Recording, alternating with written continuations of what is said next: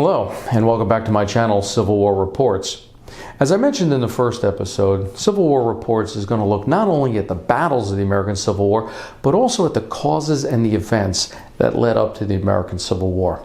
Now, there's no doubt that the first shots of the American Civil War were fired on April 12, 1861, when Confederate batteries in Charleston Harbor opened up on the Union fort, Fort Sumter, out in Charleston Harbor. However, the origins of the American Civil War are still somewhat in debate. Today, we're going to take a look at what I consider to be the true origins of the American Civil War. And in order to do that, we need to go back to the year 1787, for it was in that year that two documents were signed. One, the Northwest Ordinance of 1787, and the other, the U.S. Constitution. And when you look at those two documents taken together, in my opinion, you have the true origins of the American Civil War. Hello, and welcome back to my channel, Civil War Reports. I'm your War of the Rebellion reporter, Brian Thomas Kopak, and today we're going to be taking a look at what I consider to be the true origins of the American Civil War.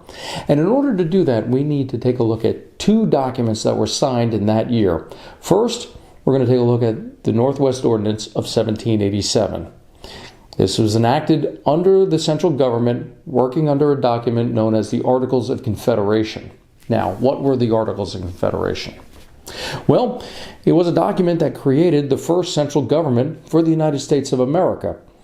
It was drafted by the Second Continental Congress, and work on it began in the year 1776. And it wasn't until November of 1777 that the Articles of Confederation were completed.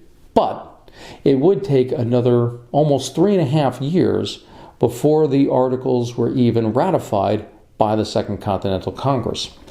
Ratified in early 1781, just a few months before Washington accepted Cornwallis' surrender at Yorktown, the Articles of Confederation called for a weak central government, a government that had no power to tax, no power to raise an army or a navy, no power to even print money, and the Articles could only be amended if all 13 states agreed to amend them. A near impossible task. But they did create the Northwest Ordinance of 1787. As a result of the American Revolution and the Treaty of Paris in 1783, Britain was forced to surrender huge tracts of land to the United States in what was at that time the northwest part of the United States. And this territory was so large that it would encompass several future states. States such as Illinois, Indiana, Michigan, Ohio, Wisconsin, and even parts of Minnesota would later be carved out of this territory that was surrendered by the British to the United States. And the Northwest Ordinance was created in an effort to deal with the future states that would come out of this Northwest territory. Now, one particular part of the Northwest Ordinance dealt with the issue of slavery. Article 6 stated, and I quote, "There shall be neither slavery nor involuntary servitude in the said territory, otherwise than in the punishment of crimes whereof the party shall have been duly convicted, provided always that any person escaping into the same from whom labor or service is lawfully claimed in any one of the original states, such fugitive may be lawfully reclaimed and conveyed to the person claiming his or her labor or service as foresaid," end quote. Now, there's two very important pieces in Article 6. One is that Article 6, unlike the U.S. Constitution, which we'll take a look at in a few moments, actually mentions slavery by name. And two, you also see the origins of fugitive slave laws here, which we will look at greater detail in the future when we discuss the Compromise of 1850, for that had the most stringent fugitive slave laws in U.S. history. So, as a result of the Northwest Ordinance, particularly Article 6, we're going to see the creation of several future states that will not have slavery.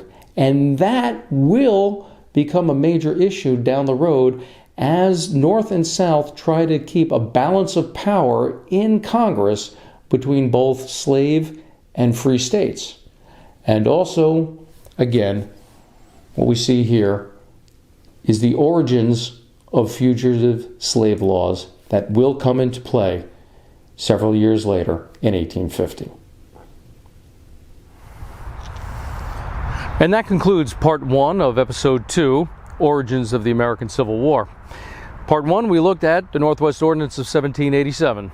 In Part 2, we're going to take a look at another document signed in 1787 that I also truly believed laid the groundworks for the war between the states. We're going to look at the U.S. Constitution, and I'm going to show you how that document truly laid the origins for future sectionalism and ultimately the War of the Rebellion. For Civil War Reports, I'm your War of the Rebellion reporter, Brian Thomas Kopak. Until next time, please keep the history alive.